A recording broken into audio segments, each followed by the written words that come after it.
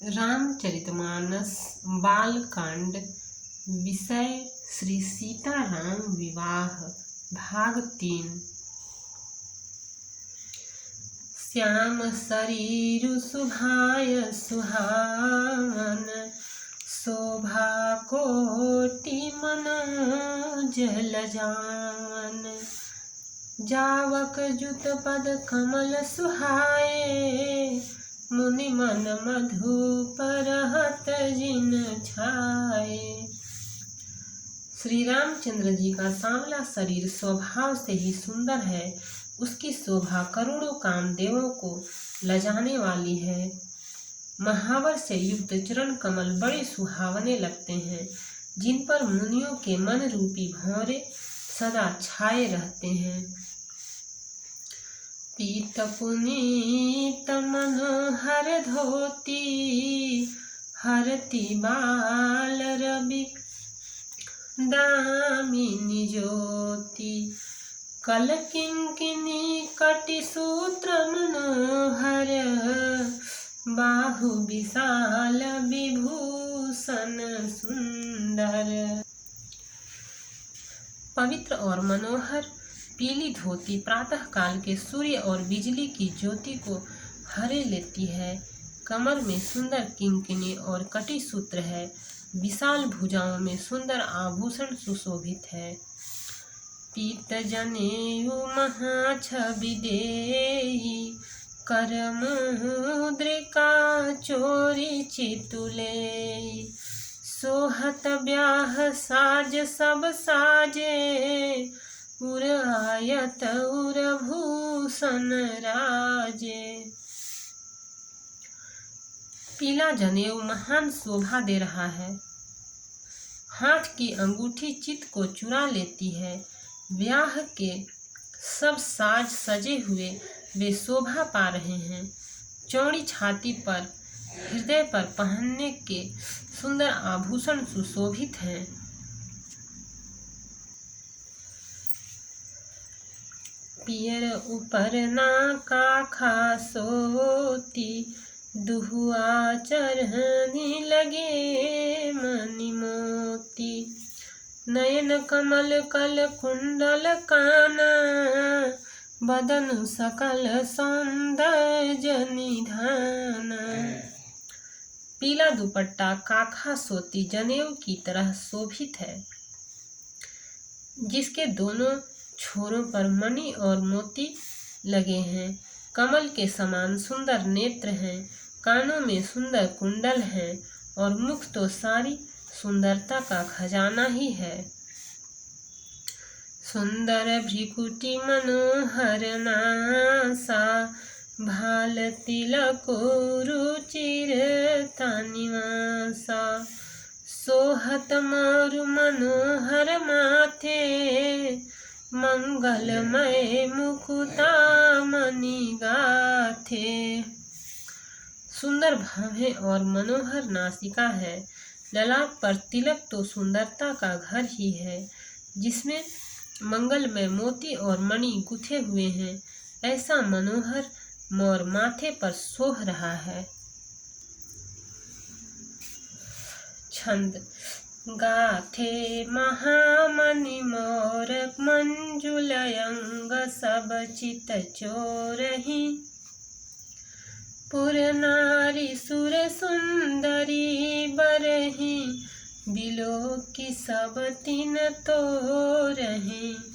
मणि बसन भूषण वारी, आरती करहि मंगल गावहि। सुर सुमन बरसिहि सूत मगध, बंदी सुजसु सुनावहि। सुंदर मोर में बहुमूल्य मणियां गुथी हुई हैं। सभी अंग चित्त को चुराए लेते हैं। सब नगर की स्त्रियां और देव सुंदरियां दूल्हा को देखकर तिनका तोड़ रही हैं, उनकी बलैयां ले रही हैं और मणि वस्त्र तथा आभूषण निछावर करके आरती उतार रही हैं और मंगल गान कर रही हैं। देवता फूल बरसा रहे हैं और सूत मागध तथा भाट सुयस सुना रहे हैं। कोहबरहिया ने कुंवर कुंवरी सुहासिनी सुख पाई कै अति प्रीति लौकिक रीति लागी करन मंगल गाई कै लह कौरी गौरी सिखावरा महिषिये संसारद कहे रनिवा सुहास बिलास रस बस जन्म को फल सबल है। सुहागिनी स्त्रियां सुख पाकर कुंवर और कुमारियों को कोहबर कुल देवता के स्थान में लाई और अत्यंत प्रेम से मंगल गीत गा गा कर लौकिक रीति करने लगी। पार्वती जी श्री रामचंद्र जी को लहकौर वर वधू का परस्पर ग्रास देना सिखाती हैं और सरस्वती जी सीता जी को सिखाती हैं। रनिवास हास विलास के आनंद में मग्न श्री राम जी और सीता जी को देख देख कर सभी जन्म का परम फल प्राप्त कर रही हैं।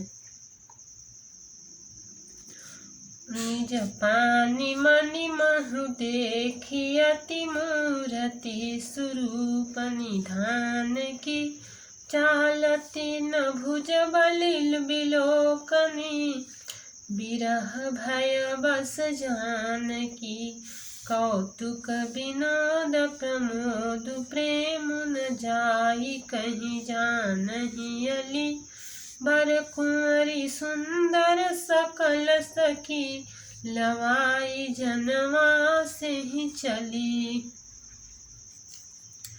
अपने हाथ की मणियों में सुंदर रूप के भंडार श्री रामचंद्र जी की परछाई दिख रही है। यह देखकर जानकी जी दर्शन में वियोग होने के भय से बाहु रूपी लता को और दृष्टि को हिलाती डुलाती नहीं है। उस समय के हंसी खेल और विनोद का आनंद और प्रेम का कहा नहीं जा सकता, उसे सखियां ही जानती हैं। तदंतर वर कन्याओं को सब सुंदर सखियां जनवासे को लिवा चली।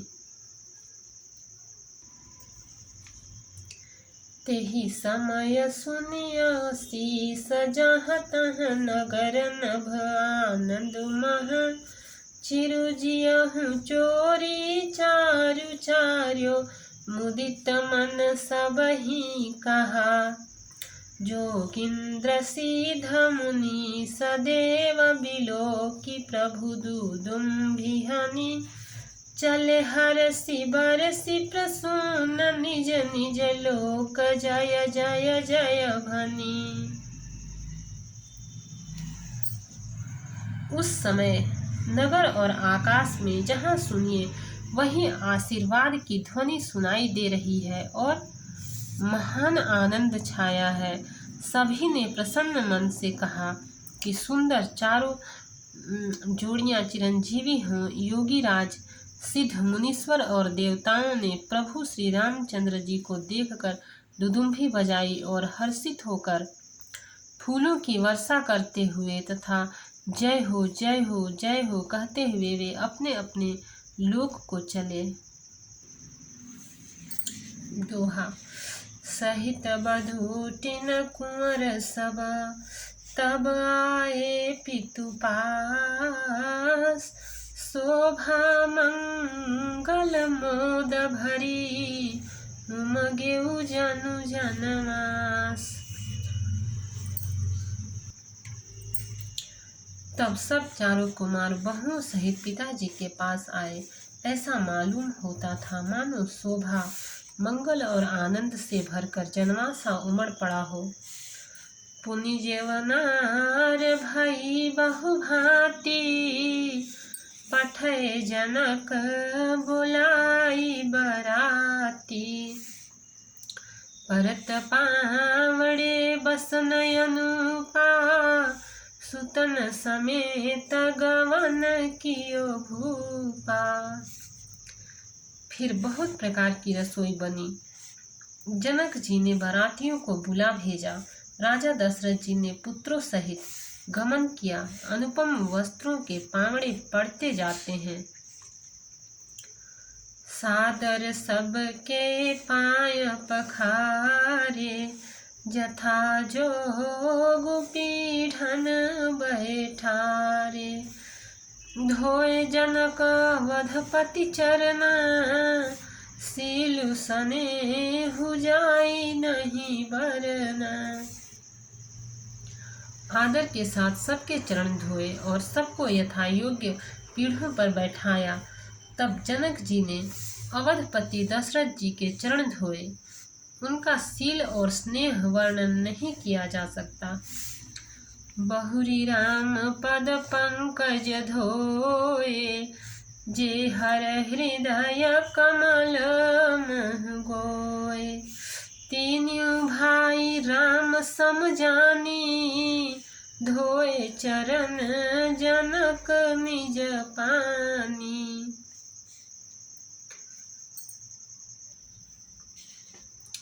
फिर श्री रामचंद्र जी के चरण कमलों को धोया, जो श्री शिव जी के हृदय कमल में छिपे रहते हैं।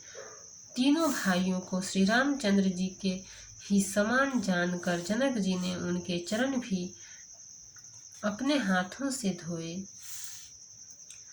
आसन उचित सबहि नृपदीन है, बोली सुपकारी सबलीन है।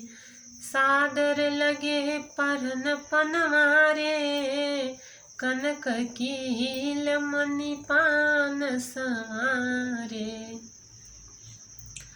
राजा जनक जी ने सभी को उचित आसन दिए और सब परसने वालों को बुला लिया। आदर के साथ पत्तलें पड़ने लगी, जो मणियों के पत्तों से सोने की कील लगाकर बनाई गई थी। दोहा। सुपोदन सुरभि सरपी, सुंदर स्वाद पुनीत। छन मह सब के पर सुगे, चतुर सुआर विनीत। चतुर और विनीत रसोइये सुंदर, स्वादिष्ट और पवित्र दाल भात और गाय का सुगंधित घी क्षण भर में सबके सामने परस गए। पंच कवल करि जेवन लागे, गारी गान सुनि अति अनुरागे। भांति अनेक परे पकवाने, सुधा सरिस नहीं जाहि बखाने। सब लोग पंचकौर घर के अर्थात प्राणाय स्वाहा, अपानाय स्वाहा, व्यानाय स्वाहा, उदानाय स्वाहा और समनाय स्वाहा इन मंत्रों का उच्चारण करते हुए पहले 5 ग्रास लेकर भोजन करने लगे। गाली का गाना सुनकर वे अत्यंत प्रेम मग्न हो गए। अनेकों तरह के अमृत के समान स्वादिष्ट पकवान परसे गए, जिनका बखान नहीं हो सकता। परुसन लगे सुआर सुजाना, व्यंजन विविध नाम को जाना। चारि भांति भोजन विधि गाई, एक एक विधि बरनि न जाई। चतुर रसोइये नाना प्रकार के व्यंजन परसने लगे। उनका नाम कौन जानता है। 4 प्रकार के चर्व्य, चोष्य, लेह्य, पेय अर्थात चबाकर, चूसकर, चाटकर और पीकर खाने योग्य भोजन की विधि कही गई है। उनमें से एक एक विधि के इतने पदार्थ बने थे कि जिनका वर्णन नहीं किया जा सकता। भक्त और भगवान की जय। चैनल को लाइक, सब्सक्राइब और शेयर करें। कमेंट में जय सिया राम लिखें। इसके आगे का पार्ट आगे का एपिसोड में मिलेगा।